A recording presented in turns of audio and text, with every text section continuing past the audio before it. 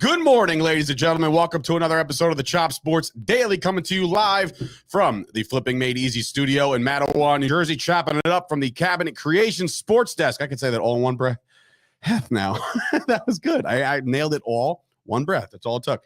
It is Sturch and Gooch here on a Feel Good Friday, and it is no Rob. He is, I don't even know what to describe. Like, when you guys are out, I try to come up with really clever reasons as to why you're out, and then people start talking. I'll just say it. Rob woke up this morning to somebody hitting his car outside, so he's incapacitated a little bit. I mean, he's not incapacitated. Yeah, his ride is. That's the worst, though. I mean, can we have any better luck with cars within Chop Sports? Yeah. This one gets stolen. Ashley Amir Fit, by the way. Ashley Amir Fit, the whole thing. Ashley Amir Fit's in the building as well. But yeah, we get one stolen, and then this one. I'm nervous to see what happens to my car outside this office for whatever reason. Somebody's going to skip off 34. Mattawan's, I mean, this part of Mattawan's nice. Okay. It's nice. It's downtown. It's sunny. It's beautiful. It's Sturch and Gooch, as I said that already. Hope everybody's doing well. You're going to man the graphics while I go over this spiel? That'd be great. We don't have a producer today, so that's why I just asked Ash if she can do it, but she was a little tied up. She's doing the old work from home ski, and she's busy, so she can't do it. So if you want to support Chop Sports, do so by heading over to patreon.com/Chop Sports. I did tweet and Instagram and Facebook this out yesterday. We're trying to re-push the Patreon. We're going to be adding more content to the Dynasty members. So if you're a $10 Dynasty member, you'll get exclusive stuff, including behind the scenes footage. And also there's there's going to be stuff that we want to do with Kyle, with his picks. I would have come. I'm not doing shit. I see Scoop's coming in already saying, I would have came. Well, guess what, dude? At 10:45, when we're like, oh, it's definitely officially not coming, you can't make it down here. By the way, where's the cross-court cast? That done? No, it's not done. You forgot about it again. So this has been a weird week for the podcast network. A lot of things happened where there was no Jets, there was no Mets, there was no now cross courts behind. Squeaky Bum is out. We're back on the air with the Fight Factory now on the podcast. Yeah, so that one's out and available. But anyways, listen, we're all good. It's all good. Also, if you're watching this on YouTube, do us a solid, like the video on YouTube, right? So you're watching it on YouTube, and then you got to pause it for a second and then hit the little thing, right? And bang, that's a wonderful thing for us. And we really appreciate that as well. Share it. Why don't you tell people about it? Dave coming off very frazzled. I'm scrambling. And by the way, Scoop did post his podcast because Kyle was on it the other day. They just posted it early this week. Oh, yeah. Shit. All right. My bad. Whoopsie daisy. My fault. As far as frazzled, no, not frazzled. It's Friday. I'm good. As I slurped the coffee. That was disgusting, by the way. You slurped. You slurped for me. You slurped for me. No.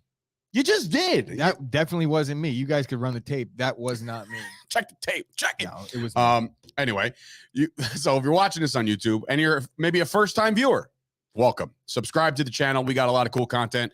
We clip up the show. We do our own little interactive daily show each and every day, Monday through Friday at 11 o'clock. So if you're a first-time viewer, welcome to the show. Dat Chat is also an exclusive partner of Chop Sports. We have a social media that's on the rise. My buddy Glenn over at Dat Chat. Go download it on Google Play. I forget. Google Play works. Google Play, iTunes Store. Apple Store.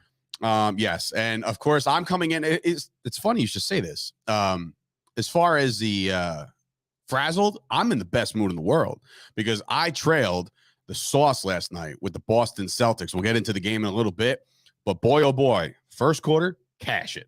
Halftime, cash it. Final score, cash it. We're eating good today, boy. And when I say that, I mean probably just get a bagel or something. But honestly, I felt like this is a start of a good turn in the betting. I put some wagers down on the old PGA Tour. How are they doing, though? One of them's in second place right now. Okay. So, okay. I went with my brother. He also picked a couple. So we'll see. I can't see some of these stuff. You don't have to pause to like, and sweats are in bars. See, I can't really, I'm like trying to read it, but it's like, My eyes are shit. But if your eyes are shit, you can head on over to Absolute Eyewear in Woodbridge, New Jersey, right next to the train station, as you hear every single day. So go check out them as well. So we talked about that chat real quick. Also, June the 26th, it is time to party with Chop Sports. We had a coming out of sorts last year. We did at a bar. We were at McDonough's. It was fun. It was the Connor fight. He broke his ankle, cuts the promo from the floor. Can you believe it's like almost a year ago already? How fast that happens? Yeah, no, I can believe it. Crazy. It's insane. Connor's almost back. So. Connor is almost back. So also, if you want to join us and you're in New Jersey, in New York, in Pennsylvania, listen, Central Jersey is not hard to find. So come hang out with Chop Sports Sunday, June 26th, 1 o'clock to 6 o'clock, Merrill Park in Island, which is basically Woodbridge. To sign up, please be sure to go to chopsports.events@gmail.com. So send an email. Let us know how many people you're coming with. And let us know what you're bringing. Look, if you're a potato salad guy, everybody, please, if you have not emailed chopsports.events@gmail, please do so. I know that there's a couple posts made in Facebook, but it's hard to track everything and keep it all together. Just please look, it says it to sign up, email. Every single post that's been made so far, it said to sign up, email chopsports.events. So please, is that a silhouette, by the way, of email me? Chopsports.events. Is that me striking you out in wiffle ball? Is that that's what's that? You have no idea my wiffle ball prowess. Oh, here we go. You know how your father said something about. Oh, here we go. Your father said something about. Come see me in the water, bro. Come see me in the water. I don't do the water. He doesn't do the water. Look, do you think I want to spend a game 0 to 11 bumping uglies with you in a pool right now? That's not on my list. Sounds like a fucking fun Saturday night. I don't go in the water. I do not do the water. I might dip my water feet in the champion. pool once in a while, but the ocean is definitely off limits. And sport in the pool. So, like, if you go to an island, have you ever been to an island? Yeah, I have no desire. Like, I just have. I feel bad for Ashley. I mean, you're never going to go to like Punta Cana or she'll be all right. The and DR honestly, or anything. No. Don't say. I'm not going to say never. I don't get really a say. I'm just saying when you go to these places, it's like that's the best part about it. You sit on the beach, you don't say a word, you sip on a mojito, and you just chill the entire time. When I go to the beach, the first thing I do is ask, when are we leaving? I wait to leave as soon as we get there. So we get there, and I'm like, okay, we're here. We did it. Let's go. Different story with that. Like the Jersey Shore, miss me with all that shit. Even on vacation. Goodbye. Like what's going to happen after day 2 of sitting on a beach for me? How much sitting? So you're just too anxious. You're too. I gotta be on the move at all times. Good with it. Or do water sports or something. You don't even like. Do you like jet skis? I'll go on a jet ski. Yeah. Okay. Absolutely. Right. See, we're getting as long as folks. but even that, I'm very tentative. We'll say very tentative. I'm not sure who not the only one with the water, but head on over to YouTube. I know I had to put the link in there. I know it. I just know it. I sometimes I missed yesterday. I mean, either way, if there's no link, all you got to do is just go to YouTube. And we're the first video that pops up. It's not that hard. So appreciate y'all. Anyway, so we'll get into some of the stuff. Obviously, first and foremost, before we get past the before we get past the flyer and the party, I do want to thank Absolute Eyewear and I want to thank Fusco Insurance Agency. Both have already talked about contributing to the cause. So any donations are welcome. We appreciate that. Cornholelevel.com. Oh, Cornhole Level. Those guys. Starting next week, we'll have a whole nother that's read incredible. that we're going to start doing. Let's see. Hey, Rob. Good morning. Our producer from the Ark. I know for a fact I'm going to die drowning, so I don't do the water either. Okay. And the beach with a cold fruity drink refills itself. Yeah, I'm a happy camper. Right. And in the world of like technology and you want to watch your sports, guess what? There's phones for this. There's a phone this big. You just watch your sports. That's it. And with the nicest weather, imagine just somebody come up to you and be like, here, Mr. Gucci, here's your next Miami Vice. Another problem that I have when I go do any type of travel is what I'm going to eat. I don't really do international shit. So there's no way if I go somewhere, if I go like for Mexico, for example, I'm just going to eat fries and tortilla chips. And now you're looking at the Dave diet here. Yeah, but I can't live that way for like a week. I don't know how you do it. Being honest, I just nope. Ashley's commenting when you went to Big Booty Mix. I have a picture. I saved it. There's one story of hers or something that I saw, and I'm like, I need this picture forever. It's you just having the time of your life. Bro, get in where you fit in. All right. Big booty mix. It was my Oh, scene, yeah. all I right? fit right in the big booty mix. 100%. Yeah, all that I shit wasn't music. even close to the oldest person there, by the way. Not even close. I thought I would be, and I definitely wasn't. Because you're a man. There was some sugar daddies prowling around over there. Definitely. It was like creepy at best. Of course there was. Also, going down tonight, I would be remiss if I didn't give a shout out to my beloved New York Rangers. Game 2 tonight in Carolina, 7:00 start. I debated going out and then literally made a decision within 8 seconds of debating that and then saying I'm going to be in my underwear on my couch. Like there's no way. I'm done. Wednesday night was my night for the week. I'm good. My liver hurts. Like I'm done with all that for this week at least. So go Rangers. Play the same game you just played. All right, because you had that game won for 58 minutes. So if Igor just plays on his head and brings the noise again, then we win this game. I think we win outright. Just to give you an update about the rest of the NHL Stanley Cup playoffs. I know Gooch is very interested in this. The Tampa Bay, I almost said Buccaneers. The Tampa Bay Lightning are up 2-0 in their series. So they're on their way to the next Eastern Conference Championship. We'll see. The Avalanche and the Blues are tied at 1. And of course, the Flames, who won their game. Ready for this final score? Did you see the final score of the Flames game the other night? Probably not, right? Ready? 9-6. You asking me? Yeah, I'm asking you. No. 9-6, bro. 9 goals. 9 times. Name that movie. 9 times. I don't know, Dave. Come on. Keep it moving. Somebody else named that movie for me so I could feel like, I'm okay. Danny DeJesus. Oh, hey, what's going on, bro? Bird Gang. Yeah, you guys look real good. Congratulations on Bradbury, by the way. A little Patriots dirt coming out. Pat's players are concerned with the offense. Shocker. Shocker. And I guess I'll read a little bit of the details. Patriots players are alarmed with staff Belichick has put together in the direction of the offense. Yeah, obviously. Yeah, because we all know that Bill Belichick checked out of the draft. And Joe Judge ain't going to get it done. And yes, thank you, Kyle. Boom, nailed it. Ferris Bueller, Day Off. You never seen Ferris Bueller's Day Off? I have, but I'm not quoting it. I wasn't, I'm not in that realm right now. I got a little bit of anxiety, I'm not going to lie, about this whole top 10. And I don't see Ryan Cathcart in the chat. There he is. Oh, there we go. Perfect timing on Ryan, cue. let's hear the top 10, 50. Don't worry. No, we're going to do this at the end. We're going to do it. Yeah, we're going to make you wait on what was and it? stop. Look right away. This is my point. They're already trying to dictate the criteria and bottle my list to don't worry about it. All my players. I have 2 lists. My just turn. So we could shut my down. Show. Just so we could shut down. Yes, this is my show. All right. I decide the list. I decide the criteria. There you go. So we'll just hang tight for that because that one's coming. So yeah, Rangers game 2 tonight. Get it done, folks. We'll see how I feel on Monday because 2 games will have passed before Monday. So we'll see where the Rangers stand at the end of the weekend. So the Yankees can't finish the sweep in Baltimore, which is very disturbing because I don't like losing to Baltimore. Okay, I did that. Lose to a good team all day long. I get it. It's baseball, Susan. I understand.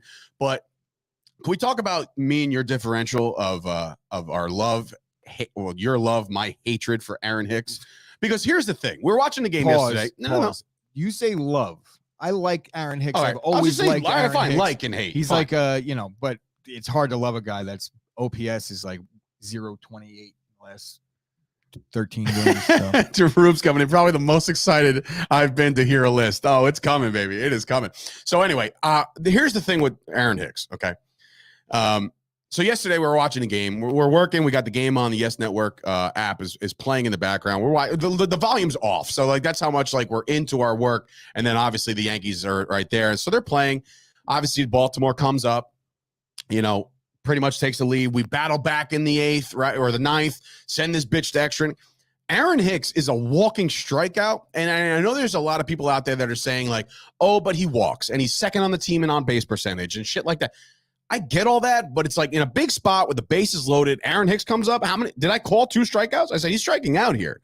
But your defense on Aaron Hicks is that when he strikes out, he gets mad. No. That's not my defense of Aaron Hicks specifically. That's the style of player that I like. I don't like when guys don't give a shit. When they strike out with the bases loaded and they act like nothing happened, mm-hmm. I at least see that there's shared frustration on the part of Aaron Hicks. That doesn't give him the pass by any stretch. I'm not sitting here saying that. The good thing about this situation, ladies and gentlemen, hear me out here, is that Aaron Hicks will be out of the lineup within 2 weeks, whether he hits or he doesn't, because he's going to get injured. So that's a fact. Let this play out. If he could fix it, all well and good. And that's another thing. He'll play himself out of the lineup with an injury in no time. Well, you say play yourself out of the lineup with an injury. I say just play yourself out of the lineup. The only problem is we don't have anybody else. But there is a guy that's sitting there waiting in free agency right now. Is his name Brett Gardner? Possible. He did turn down $6 million from Toronto. That's crazy because the Yankees only gave him $4 million last year. Well, he wants to be a Yankee, clearly. But the $6 million offer is what's crazy. $6 million for Gardner after last season. I'm not sure about that one. But the Yankees, if they need a stopgap and a guy that's not really that good, but it's not Hicks. But they got nobody even in the minors that's like beating down the doors to get to the majors is what I'm saying. Yeah, but you know what there will be? There will be plenty of serviceable veteran outfielders that become available by all these teams that are right now. There's a lot of teams that have a logjam at outfield, and they're looking for ways to bring some young talent up. A guy that's a veteran, I'm not going to sit here and pick out names, but let's just say like a McCutchen type when we made that addition that year. Like there's veteran outfielders out there that could definitely come in and contribute. No doubt about it. And this is the theory that the Mets fans have. See, I'm not a Scoop's coming in with Andujar. I'm not sold on him yet. Like there's been times I'm like, oh, cool, this kid's got pop, you know, but then like you're looking at like he also can't hit the broadside of a barn. He can't hit water if he falls off a boat. You know what I'm saying? Like there's times where I'm just like, can this guy hit a baseball? I think Andujar, he could clearly hit a baseball. He has one. I understand that, but I'm saying there's more. He's a liability in left field. I don't think he's played 50 games in left field in his career yet. So to go and ask somebody to do that consistently on a major league level on a playoff team, eventually that's going to come rearing its ugly head. Mm-hmm. Now, as far as his holes in his swing and his his approaches at the plate, Andujar was a great hitter when he got at regular at bats. It's hard for a guy like him. He's got the helicopter swing. I fucking love Andujar. I know, but he's got the helicopter swing. But yeah, it's tough. He doesn't really have a true position. The Yankees have the issue at DH. It's not like they could put him there. Mm-hmm. You know, Andujar, unless he gets regular at bats, I don't think he's going to cut it either. Okay, staying on the New York front, I do want to give my credit and where credit is due.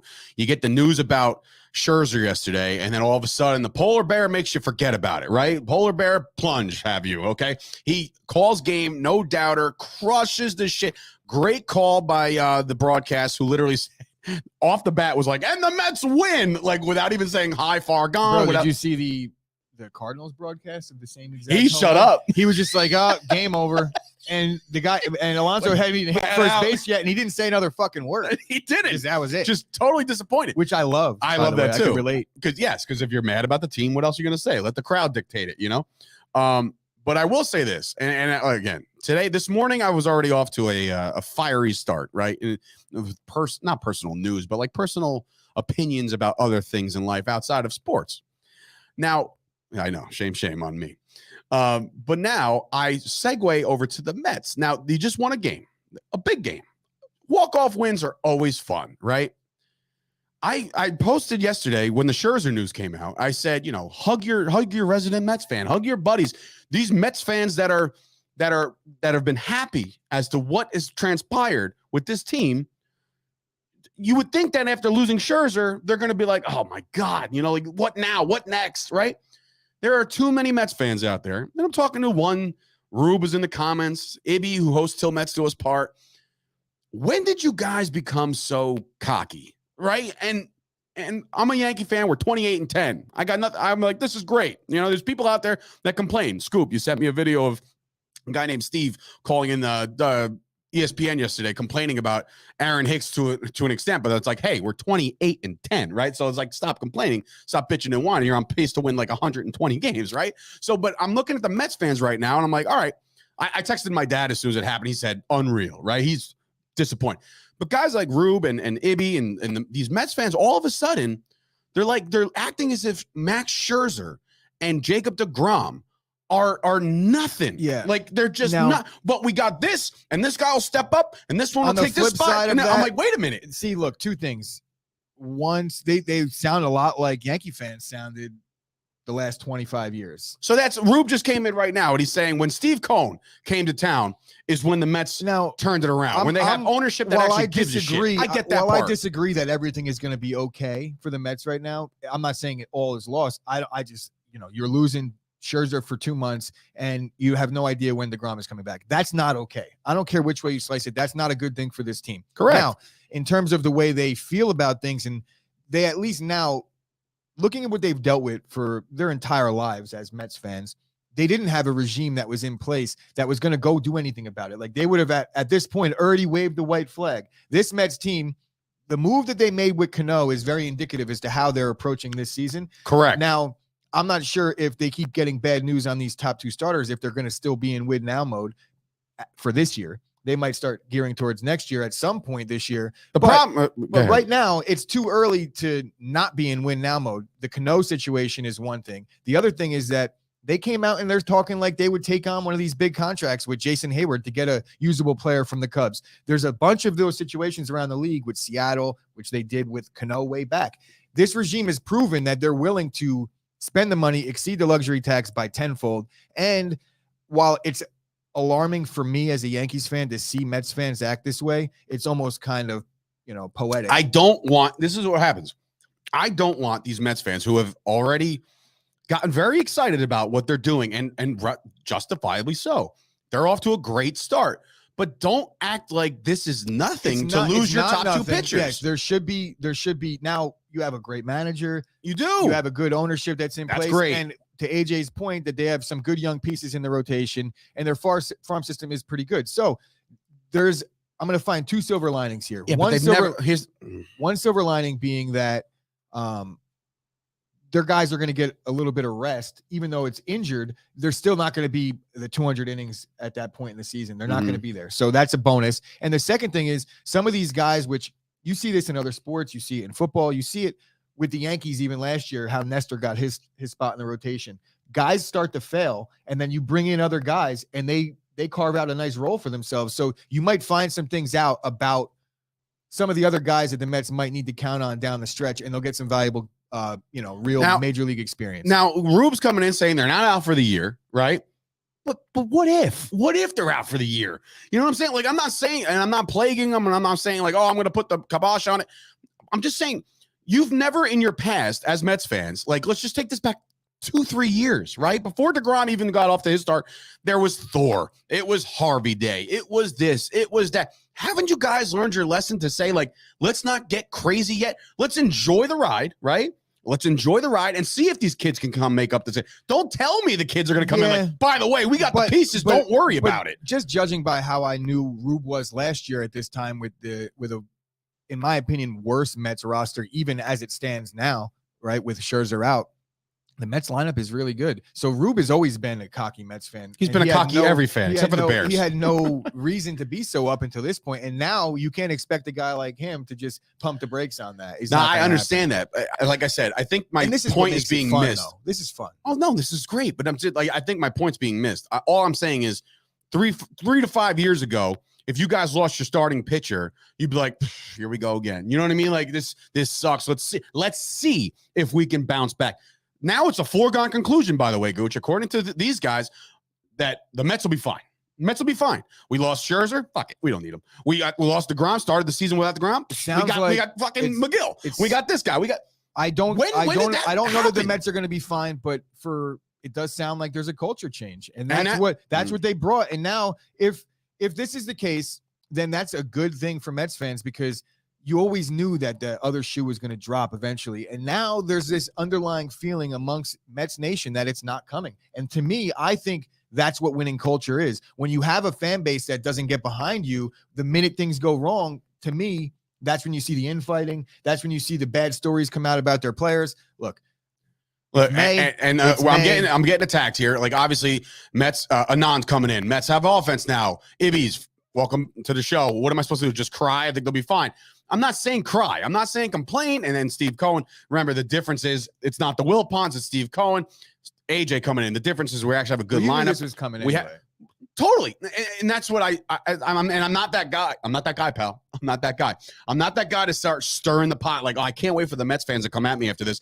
I just think y'all need to just pump the brakes a little bit. You've seen the falls from grace before, right? And I understand you got Steve Cohen. If they make a move right now, trade deadline is until fucking what? August, right? July 31st, whatever. And I've been wishy-washy on the Mets. If you make a move right now, and what I want them to do. If they make a move right now, I'll be like, you know what?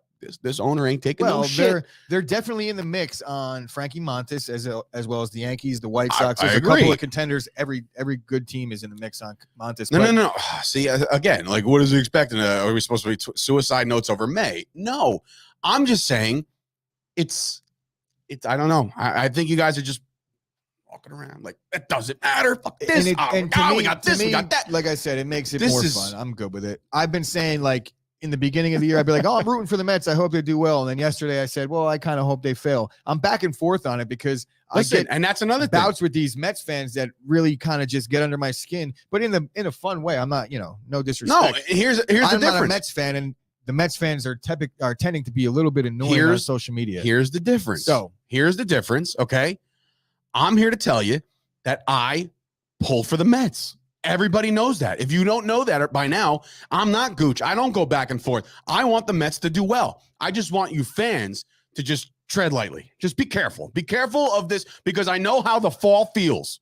If that fall happens and you guys all of a sudden drop 10 of 12 or some shit and the world collapses around you, I know how you guys are going to feel. So that's why I'm trying to say, calm down. Here's what I'm asking. Here's what I'm asking from you Mets fans out there that are also Giants fans, because everybody else is excluded, because Dave is a Cowboys fan. Mm-hmm. So clip this video and that specific little rant that he went on right there. And week 5, right, when let's just say any random Dallas Cowboy player is like out for a month, show him that and be like, bro, and you're gonna be like, we're gonna be fine. No, and then but I've never done that. If somebody of significance gets hurt, I do go back and find out what I said, because look, I have friends now that dig up old videos all of a sudden. Dalton. But right.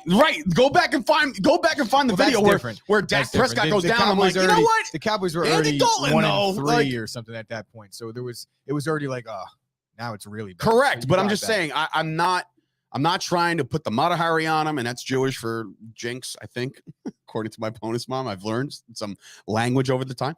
But like, I'm not trying to put the Knicks on the Mets season. I'm just telling you fans that while you're saying this is no big deal, I want you guys to take this a little bit more serious, okay? Because it is a big deal. You lost your 2 aces before you can even get to the month of June.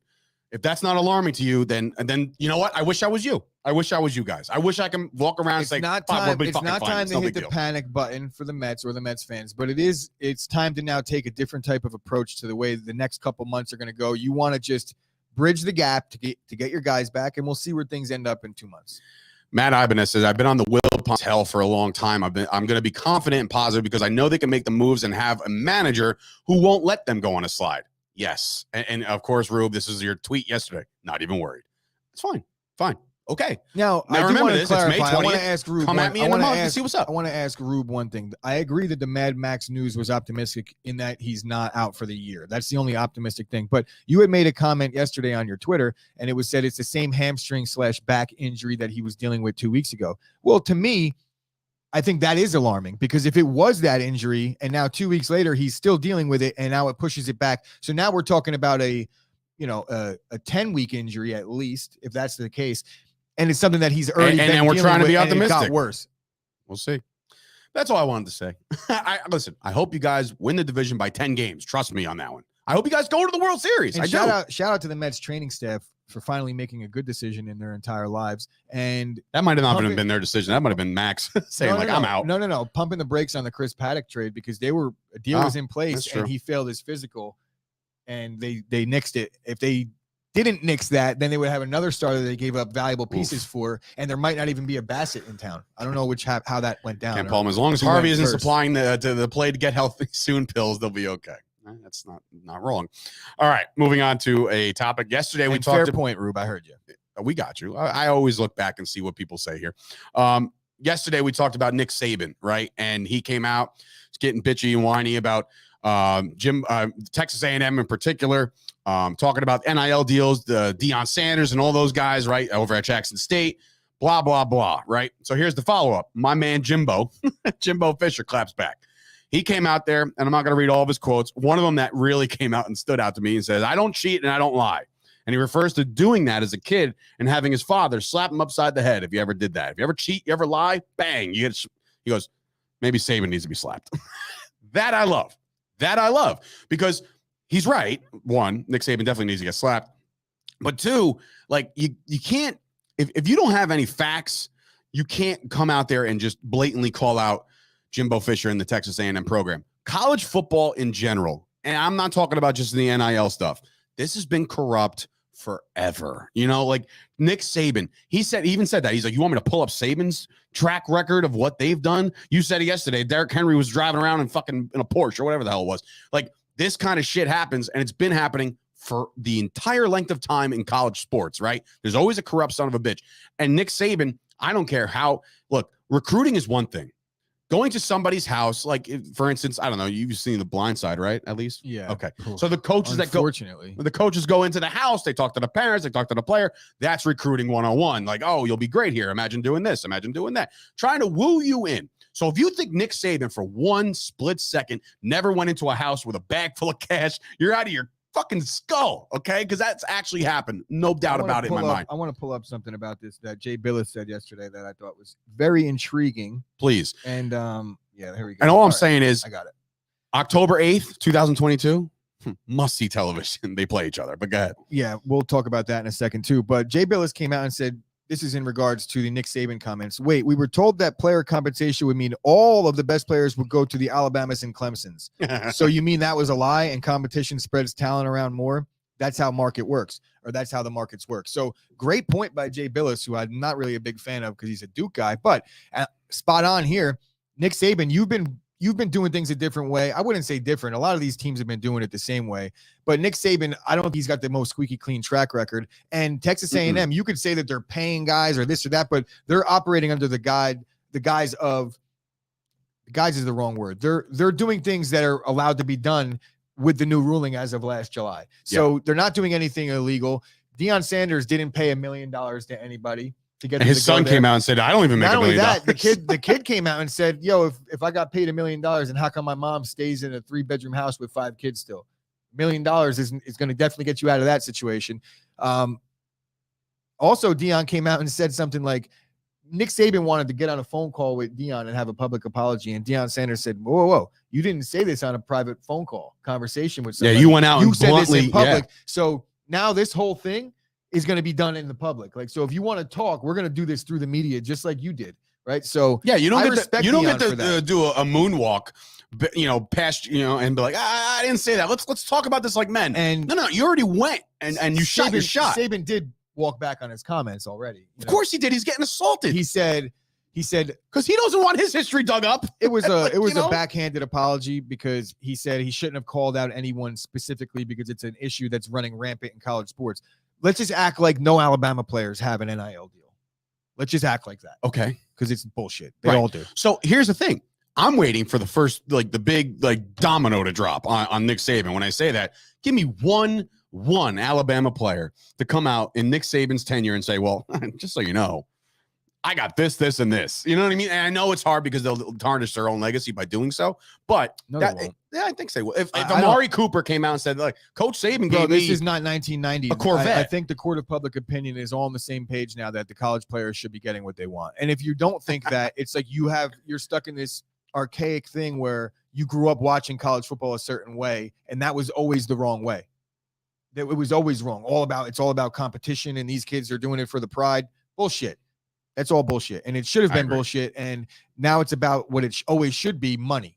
Because it's always been about money from the gate. What's the spread of this game? October 8th? 16.5. So all this must-see slamming TV, it on A&M. The books think that Alabama is going to roll in this one. No pun intended. But, 16.5 points in a rivalry game, that's definitely going to be the most talked about matchup leading into college football season. This has a chance, with this going down the way it is, if for whatever reason the game gets chippy, something happens, or somebody rolls somebody out of town, right?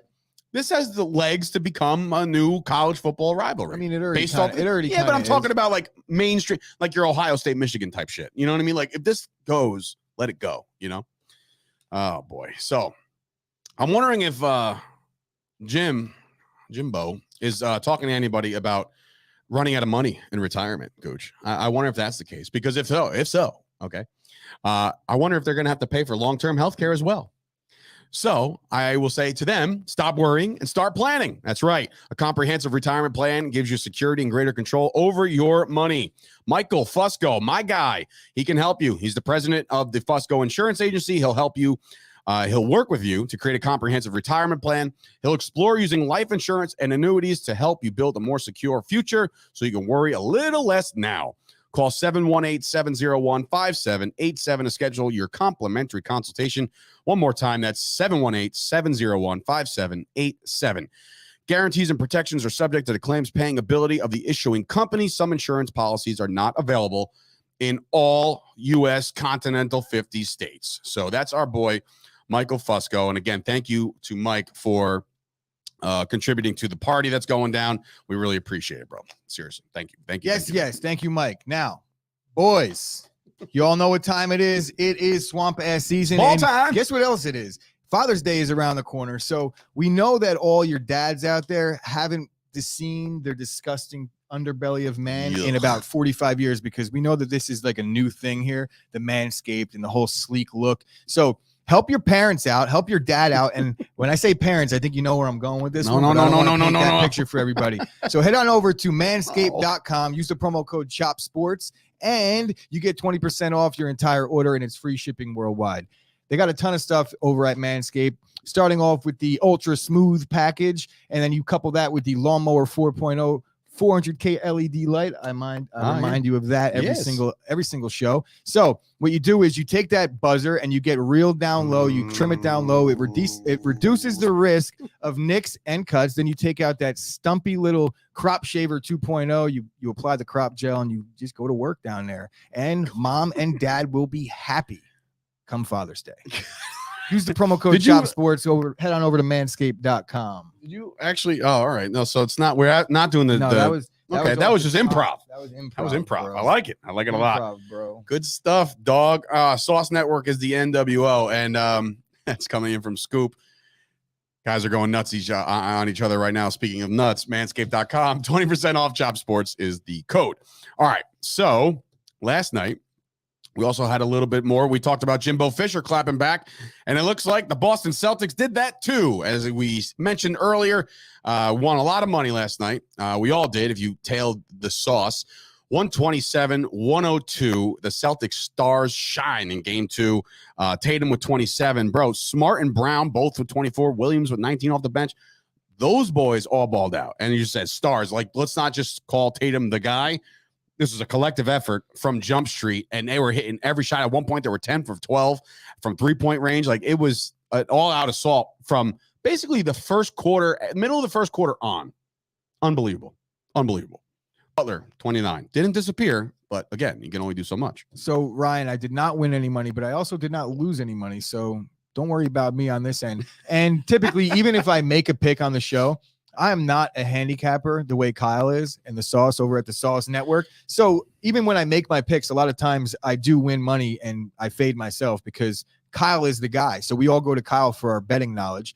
And while I do think that I know more than Kyle about everything, this is one thing that I do not know more than him about, and that's handicapping basketball games and riding the trends and things like that. So I'm not sitting here and saying that I'm the guy when it comes to picking games. But when I draft this top 10, you know goddamn well I'm going to be right about every single one of them. Anyway, so this game, again, the series tied now, 1 game apiece. Like I said, Butler didn't disappear. It's just, when you have a collective effort like Boston had last night, and to do this in Miami and steal one on the road, that's a big deal. And I was curious to know, we were here yesterday. I think the spread was like 4.5 when we were here. And then I got him at like 1, like +1. Yeah, so, because at that point there was 2 Celtics players that were up in the air and whether they were going to play or not. Okay. And I don't know if I saw the stat right, but I'm not sure how long these 4 guys have been playing together. I think Horford was gone and then came back maybe. But this 4 particular, Jaylen Brown, Jayson Tatum, they've only got like 6 losses combined ever when they all play. Something crazy like that. Fantastic. Their numbers together are really good. That's alarming for the Heat and all you Jimmy Butler dick riders out there, even though I am one of them, but just not today. Jesus Christ almighty God. Well, in any event, wow. I mean, look at my laptop just doing its laptop thing. Hopefully we're good on the other end over there. No, we're not. Yeah, well, that's so. This is what happens when you put in 720 fucking p instead of HD just because you're tired of the playback. How does it look out there, guys? I mean, it looks like to me right now, it looks like shit, but like this could be borderline alarming. But whatever. I mean, just alarming. Yeah, just alarming. Right. We're coming back ever so slowly. So this game wasn't really much of a game. Jimmy Butler, he didn't not show up, but the entire Miami Heat team didn't show up. So Butler did finish with 29 points. He didn't shoot terribly. He was a little above 50% shooting from the field. So I can't sit here and piggyback off of like a terrible performance by Butler to help make my point. But, we expected this series to be a good one. I think it'll go 6 or 7 games. Yeah. Whatchamacallit? Ryan came in and said, you guys look like Roblox characters. That's perfect. Oh my God. Graphics on point though. So yeah, it was a camera thing. But in any event, so this game happens. Game 3 is tomorrow, I'm assuming. It's just an every other day schedule, right? There's no I would imagine they got to go to Boston now, which that place is going to be electric. And shout out to Portnoy, by the way. I saw a picture of him sitting courtside, right, with his Celtics jersey on. I decided to like zoom in on his sneakers. Dude, guy's wearing like dad New Balances that are like grass stained up. All the money in the world. So when you have all the money in the world, it doesn't matter what you do. So he's not trying to show out. He's just like, and I'm sure that they were like placed there by the designer. Like the grass stains were there. Everything was probably cost $1,000.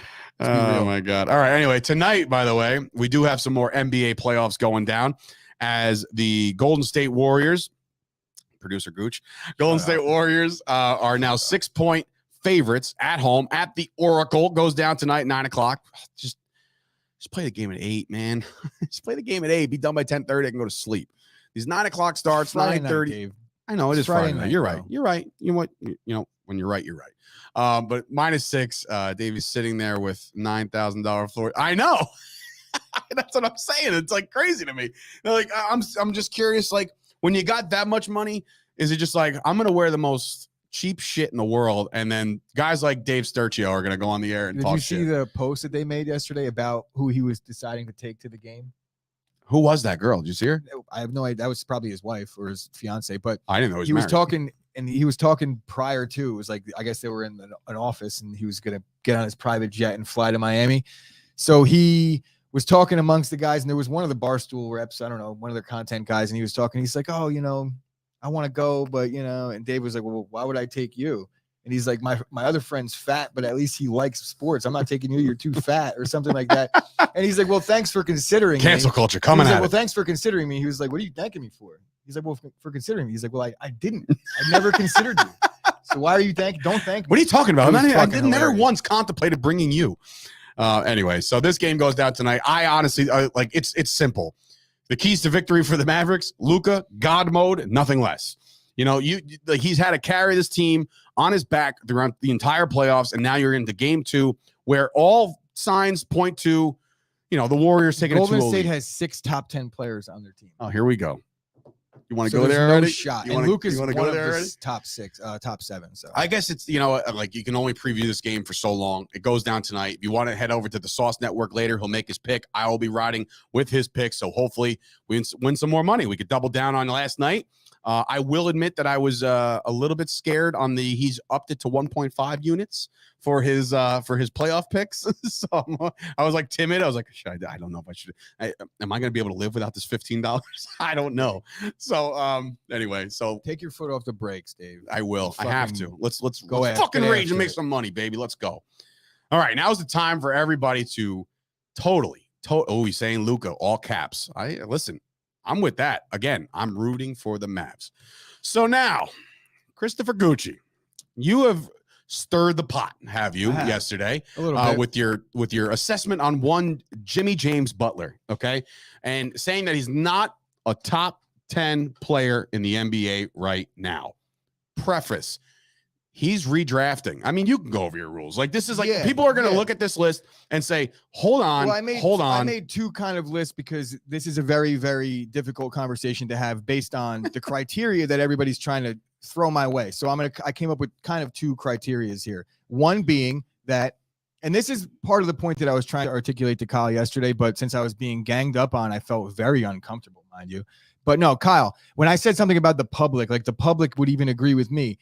What I was really trying to say is what I really meant to forget say. about the fan public. I'm talking about let's look at the NBA execs. If you took 30 NBA execs and you put them in a redraft situation, they're not taking Jimmy Butler in the top 10. And you can make your case about how defenses. Yeah, guess what? The NBA execs typically don't care about defense when they're drafting scoring. They're looking for role players to play defense. Stars, not so much. And that's just the way it has been for a really long time in the league. Now, all that said, I'm going to make my picks here. List number 1 is this is a redraft. We will go to the comments after he's done doing his list because we don't want to be distracted. So redraft, and this is a redraft, NBA redraft, and I'm seeing all these rules about like, well, injury and clutchness. Like that's factored into everything. Correct. Obviously, that's what you do. But now there's 2 things that we have to separate here. If it's a redraft and we're basing it on age, that eliminates a lot of guys. I hate to bring this to your attention, but that probably also eliminates a Jimmy Butler from anywhere near the top 10, 15. That's just saying that. So I'm going to go through that first. And then when we want to start bringing in the vets and the guys that might be coming off of an injury that might not be that real, Dame, and another guy with an injury like Kawhi, we could start having real conversations. But as of the youth factor, as of now, so you are redrafting. Okay. This is off the top of my head. This isn't like, not off the top of my head, but this is just not in any specific order. I will go in order. Giannis 1, Luka 2. That was quick. Tatum 3, right? Giannis, Luka, Tatum 3. And then I'm going Joker 4, Embiid 5. And now we start having a real conversation. Guess who's not in that conversation? Jimmy Butler, right? At this point now, we want to start factoring in like these are like the best top guys under 25. Then we talk about Devin Booker. He's 24 years old. It's hard to take a guy that's in his mid 30s or 32. What is Butler? 32? Mm-hmm. Hard to take Jimmy Butler over a guy that's 8 years younger than him and has had playoff success, right? Then we're talking about Joel Embiid, Kevin Durant, Karl Anthony Towns. And now everybody wants to talk shit about Ja Morant, but last week there wasn't a single person outside of Kyle Kerms that would have said, I'll take Jimmy Butler over Ja Morant. Not a single fucking one of you would have done that until we pointed out that stat that nobody knew about until Kyle wrote it in the fucking comments. Am I wrong about this? No. Dave would have taken him. You would have taken him. Kyle's the only one. I would. All right. So I don't know how many people I named. So 1, 2, 3, 4, 5, 6, 7. That's 10. We got Ja Morant. I'll even take Ball over him. So I'll take Brandon Ingram. I'll take Jaylen Brown. I'll take SGA. We got to flip this on its ear because we're not redrafting anymore. Now you're telling me who the top 10 players in the NBA are. So now the top 10 players in going into next year. Going into next year. 2023. So basically, Ryan's like, start the list over. He is right now. So basically, because I have mine too, by the way. The first 7 guys that I'll name right here: Steph, Giannis, Luka, Tatum, Booker, Jokic, Embiid. That's 7, right? Mm-hmm. Ryan is saying that he puts Jimmy Butler at 7. Make the case to put Jimmy Butler above any of those guys. You can't. You just simply can't. I'm sorry, you can't. You could maybe argue the Booker thing. Maybe argue it, possibly, but I'm not. I'm here to say Booker over Butler. And I'm a Jimmy Butler fan. Then after that, since we're talking about that's all the guys that I would say are guaranteed. Now you're telling me that Jimmy Butler is a better player this season than LeBron James? Crickets. I don't know. Are we fucking kidding me here? If you took Jimmy Butler and you put him on the Lakers, they're the same team. You put LeBron James on the Heat, they're probably also the same team, but probably better and like more of a guarantee that they're going to go to the NBA Finals. Right? LeBron has missed the NBA playoffs how many times in his career? We're talking about consistency. How many times? Last 2, 1. If that, 2. Okay. Right? Then we got KD. Then we got Dame. We got Kawhi Leonard. We got Kyrie. We got Jimmy Butler. Then comes in at like 19. Jesus Christ. I'm going to show my list for casual Dave list. Like I'm a Knicks fan at heart. Love my Knicks. Not as versed in the NBA as Kyle or even Gooch for that matter. This is based off of me watching the game with what you want to go nuts right now? What's well, he's saying something about LeBron James and not playing good defensively this year, and they're 30th in the NBA in interior defensive efficiency. So and Ryan coming in saying we're talking about going into next year, not what they did 3 years ago. Okay, so going into next year, how old is Jimmy Butler going to be next year? And what are we talking about 3 years ago? Here we go. Number 1 for casual Dave. KD stepped on the line last year. Giannis is the best player in the world. That's what I think. He's number 1, right? Then 2, when healthy, going into next year, which you would assume all health is considered, Kevin Durant is probably the number 2 player in the league. And this is just me. I'm just a guy watching from the outside who's also a big-time hater on this like group of NBA style play. I'm a 90s dude, right? So like I look at this list and I'm just like, these guys are still those Jimmy dudes. Butler is the same age as Steph, and Steph Curry has multiple first-team All-NBA teams, multiple championships. Stop. Number 3, It's not a debate. Luka, right? Number 4, the Joker. Guys won back-to-back MVPs. Fuck you, Scoop. Belongs in the top 5. Number 5, and I don't like this guy at all, LeBron James. Going into next year, LeBron James is still going to be a top 5 player in the league. And you can't, there's not much to debate anymore. LeBron still is LeBron. And just because he's surrounded by a bunch of fake super teams, LeBron's still great. He's crazy. still great. It's just still crazy to me that people are acting like any one of them had Jimmy Butler. Number 6, Joel Embiid. Beast, right? Absolute beast. Number 7 on my list, Steph Curry. And you know there's no bigger hater than Steph Curry than me. I'll put him in this number 7 all-world player right now. Number 8, Dame Dollar. Damian Lillard is my guy. I love Dame, right? Number 9, Tatum. And number 10, Jimmy Butler. For argument's sake, I just put him there. There's other guys. There's Kawhi. There's Kawhi Leonard. There's John Morant. There's Booker. There's Mitchell. You started to see my point, and everybody's saying we're not talking about this. It's like, well, then that's your fucking list. But my list is like, it's hard to kind of dictate what the criteria is. Are we talking all defensive lists? Then I'll change my list. But if we're talking all around and how NBA execs would view players going into next year, a 32, 33-year-old Jimmy Butler isn't there. James Rube's and that's disrespecting of AD. Look, I'm only disrespecting AD, and I have AD's name right here, but I'm just like pumping my brakes because of these comment section. It has such crazy recency bias, and AD can't stay healthy, and that's like every year. So I leave him off because of that, but we're talking about the efficiency of the Lakers' interior defense. What the fuck does that have to do with LeBron? AD hasn't been there, and when he does, he doesn't stay inside. He plays the outside like a fucking guard. So we can't sit here and talk about LeBron's defensive inefficiency after 20 years of being one of the top defenders in the league. Come on. And we all know this about the NBA. Individual defensive effort only goes so far, right? You tire yourself out. You have to play good team defense, and the Lakers didn't do that. Looks like there's give me the info to call in. Ryan wants in on this nonsense. All right, hold on, Ryan. You'll get your clout right now, dude. Hold on 1 second. Remember, we don't have the producer right now, so things take a little longer. Command V, and then we're going to hit return, and there is your number to call, 1-800-SHOP-SPORTS. Now, just click that link, and you're more than welcome to come on in and debate, because that's what we do here. It's interactive. So this list has obviously gone off the rails, and people just don't agree with any of it. LeBron hasn't been a top defender since like 2013. Kyle, you're very big on like individual defensive statistics and like his play. But what about the LeBron's teams? Like, how is his teams that he's played for? How is their defensive been typically? I think that the LeBron-led teams have always been good defensively. He's saying that you're using accomplishments from years ago to justify your list right now, is what you're doing. Is he wrong? But my point being is that if we're talking about a redraft, right? A redraft, and we're only going into next year, I don't give a fuck. Some of that stuff does matter to me, like what they've done in the league. Jimmy Butler is doing really well now, but if he was eliminated in the last series, or if he gets eliminated by the Celtics, then what has he done? How many titles does he have? Mm-hmm. How many All-NBA first teams does he have? How many All-NBA second teams does he have? We have a caller. I'm curious about those. Ryan, what's up, my buddy? Hey, what's up? All the way out there in Cali. All right, so assault Gooch.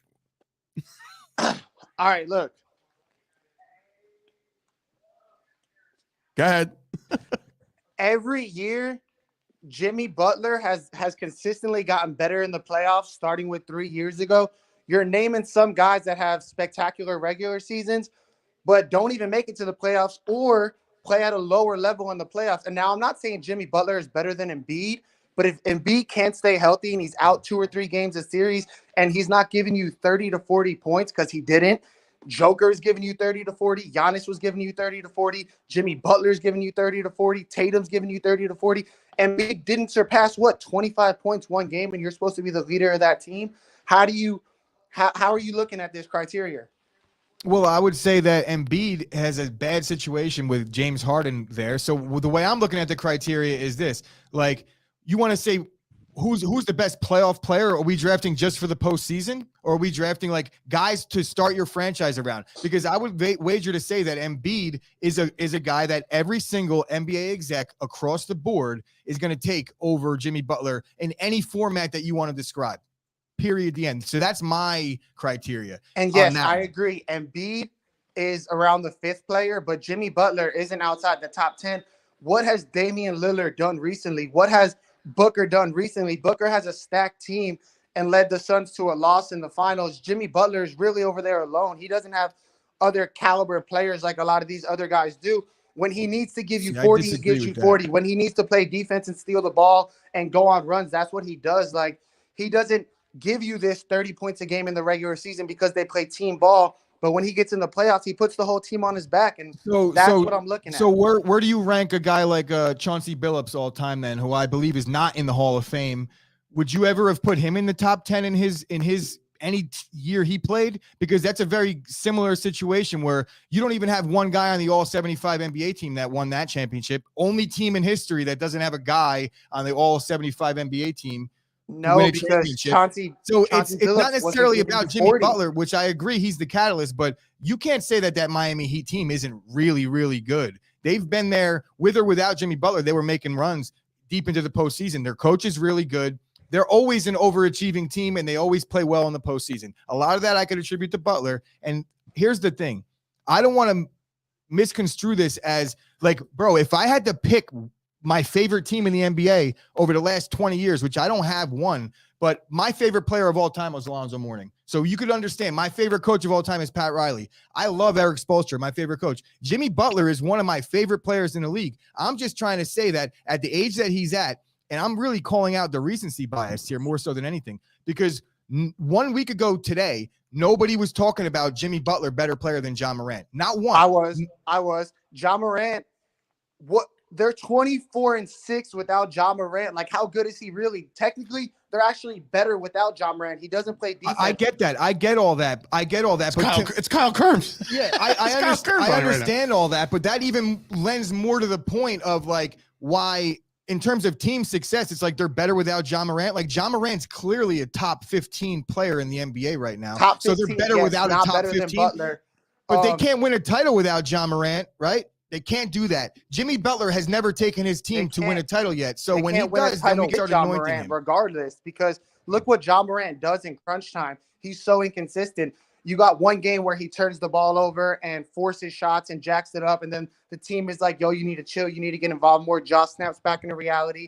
Plays a little more team ball. The NBA. So he's basically a player in the NBA because like that's how most of these guys are nowadays. And like when we're sitting here, we're splitting hairs when we're talking about who's better, the 7th or the 8th best guy. Look, we're having this for debate's sake, but I just don't want to get twisted by anybody that I'm some fan that doesn't like Jimmy Butler, or like Kyle will say that I don't like defense. And Kyle, stop with the false. I've been saying that I actually gave you the credit and said outside of Kyle Kerms, nobody picked Jimmy Butler over John Morant. By the way, nobody. Ryan, I guess Ryan. Ryan, I gotta know. Are we just working off steps at this point? Because I've seen the same set of stairs like a bunch of times. You're pacing back and forth. Yeah, no, I'm pacing in the living room. Let me give you guys. How do I flip this around? No, it's all good, bro. I'm just saying. Oh, you didn't have to leave. No, it's all good. We appreciate you watching every day, and I appreciate awesome. Coming on and losing the debates. There you didn't he's back. He didn't lose any debates yet. I don't think the public agrees with my side. They think Ryan slayed me in this debate, but I'll stand on this one. All right. Well, and Ryan, you've come on to the Chop Sports Daily, and you slayed the beast. Look at who has the best stats right now, personal stats in the playoffs. Jimmy Butler edging Luka. Yeah. I mean, that's up for debate. I guess what you got Giannis was the first player in fucking NBA history to have 200, 150 in a 7-game series. That's 200 points, 100 rebounds, and 50 assists, which is absurd. Only player ever to do that, and he lost. So we can't really go by only stats. Well, Ryan, we appreciate you calling in, bro. We appreciate the debate. Thanks for tuning in. Tell your friends about us. Tell her to share the stream. Do all that good shit. We appreciate you, bro. Awesome, man. Y'all be safe. All right. Thanks, bud. Also, you can't make that argument, and I am a Miami Heat guy, but you can't make the argument that any team that hasn't had a title in the last 3 years is the best at anything over the last 3 years. If they win a title this year, I'll agree with you 100%. Now, does that change anything to you? Like, let's just say, for argument's sake, right? You have Butler outside the top 10, right? Let's just say from games 3 on, Butler just absolutely destroys it, leads the Miami Heat, goes to the finals, wins the championship. Does that change your tone? Yeah. Okay, that's all I'm saying. But Absolutely. is it changing your tone now that he has 29 points last night, loses? It has to change because that's like the end all be all. We have to set some type of, bar here where it's like when Brady, I was a Brady denier for a long time until he just keeps on winning. And like when you have the title, but right now there's this age old argument that I could just point and be like, well, he hasn't won anything. And that's typically what you could end it all with. I'm not going that route. I'm all for results. I'm with you on that one. If you're the best 3-point shooter of all time, which Steph Curry is, if you don't win titles, I don't give a shit. Kyle, and I'm comparing him to Steph, but look, Steph Curry's team have had an insane amount of money tied up to the injured reserve for the last 3 years. So if you took Clay's contract away and you took all the money that he would have been able to spend on a nice player to replace one of the guys that's been out, then you wouldn't be saying the same thing about Steph. You're acting like Steph is terrible and he's not better than Jimmy Butler. So everybody knows he is. James Rube coming in. My list will not be debated. Ready? Giannis, Joker, Tatum, Embiid, Durant, Luka, AD, LeBron, Curry, and Kyrie. First mine and Rube's list isn't too far off, if I'm being honest. Like, remind me never to shoot in 720p, by the way. But do you also know who's not on Rube's list? So me and Rube are in lockstep there. So appreciate you, buddy. So Rube is backing up the fact that Jimmy Butler is not a top 10 player in the league. Not. Okay, well, that's why we do this, folks. That's why we chop it up every day at 11 o'clock right here on this YouTube channel. So if you're new to the program, do yourself a favor, subscribe, like the video. We do appreciate all the likes. We get too many views and not enough likes. So Ashley's actually in the house right now. Otherwise, she'd be crushing your comments right now, telling you to like the video. So I'm telling you that. Listen to the sound of my voice. Like the video. But anyway, yeah. What's your list real quick? So wait, somebody's asking for another list, and I'm sure it's not yours. Which is not what we're talking about. You're trying to change the debate. Who has a better career?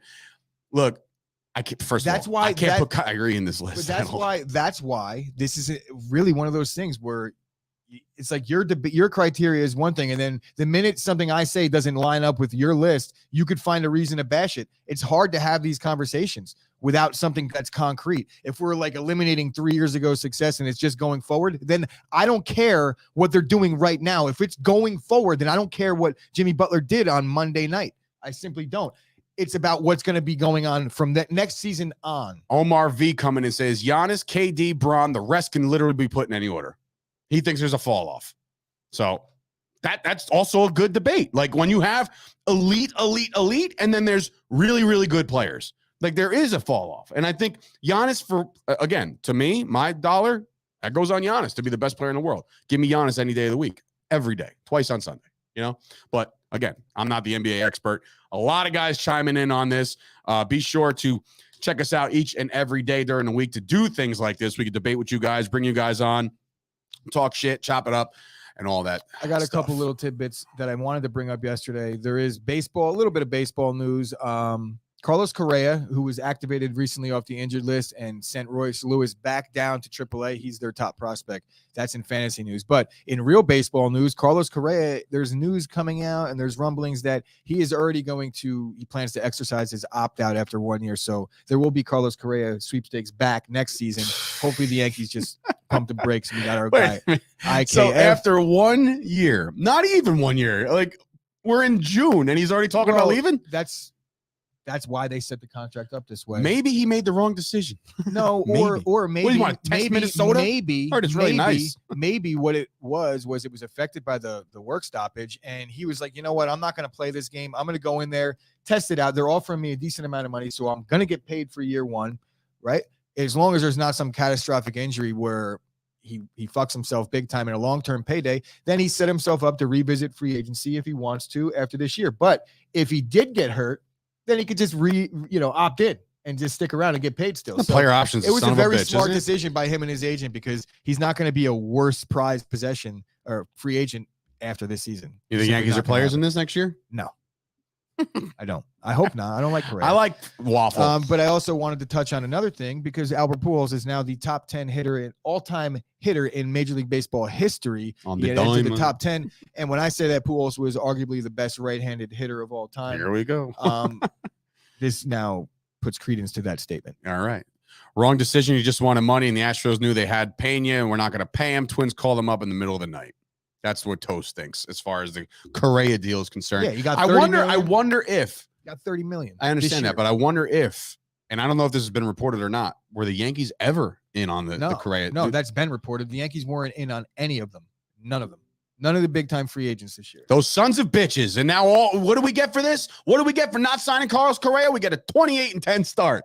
How about that? All right. So see, look, not all off seasons need to be glamour. Notes? Oh, yeah. You know what? We do have more notes because I didn't talk about it. I was supposed to carve out a little segment, but there was a lot with this top 15. Starting next Friday, we're going to do a little bit of a Fight Factory update on what's going on in the mainstream MMA because, as you guys well know, or you don't, you will know now. We used to have the Fight Factory. It was like a cross pod / YouTube show where we talked MMA and pro wrestling.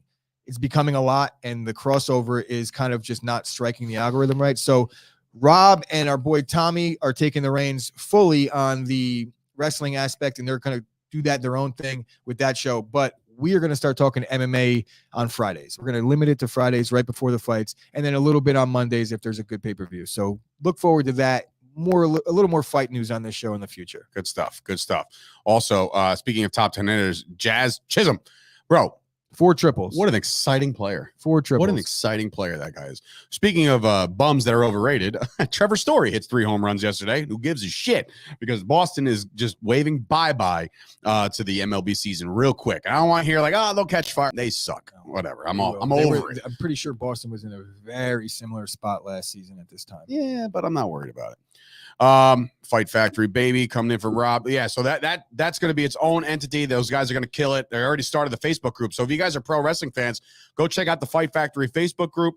And of course, thank you to our sponsors, the Feel Good Factory and Dudes Gourmet, for sponsoring that show. So we appreciate that and all that stuff. So it's been a Friday. It's been a little heated and debated and all that stuff.